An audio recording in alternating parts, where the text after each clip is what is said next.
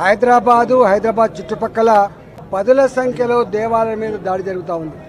ఈ దాడి సైకోలు చేసినట్టుగా, శాడిస్టులు చేసినట్టుగా, దొంగలు చేసినట్టుగా ప్రభుత్వం చిత్రీకరించే ప్రయత్నం చేస్తూ ఉంది. మేము ఎప్పుడైతే ముత్యాలమ్మ ఆలయం మీద జరిగిన దాడి సైకోలు చేసింది కాదు, శాడిస్ట్ చేసింది కాదు, ఇంటెన్షనల్గా హిందువుల మనోభావాలను గాయపరుస్తూ ఉన్నారు. ఈ దాడి హిందువుల సనాతన ధర్మం మీద జరిగిన దాడిగా మీరు భావించాలి. ఇలాంటి కన్నా పునరావృతం అయితే జరిగే పరిణామాలకు ప్రభుత్వమే బాధ్యత వహించవలసి ఉంటుందని చెప్పి ఆ రోజు హెచ్చరిక చేయడం జరిగింది. ఆ రోజు ప్రభుత్వం మాతో చర్చలు జరిపి ఇలాంటి పునరావృతం కాకుండా చూస్తా అని చెప్పి హామీ ఇవ్వడం జరిగింది.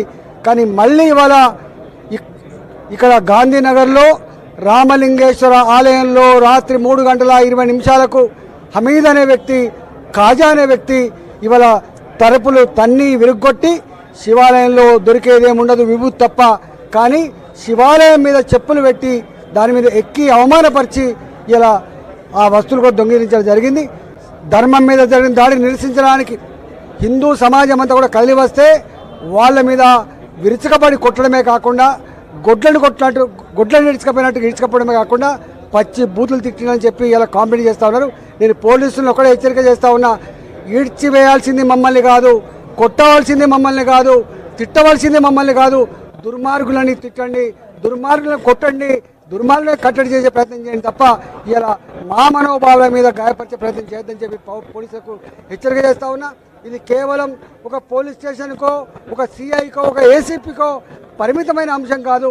ఈ అంశం హిందువుల మనోభావాన్ని, హిందూ ధర్మాన్ని, హిందువుల ఆలయాలను ఇవాళ కాపాడే కర్తవ్యం ప్రభుత్వం తీసుకుంటుందా లేదా, ఇలాంటి కనుక పునరావృతమైతే దీనికి సంపూర్ణ బాధ్యత ప్రభుత్వమే తీసుకోవాల్సి ఉంటుందని చెప్పి హెచ్చరిక చేస్తూ ఉన్నా.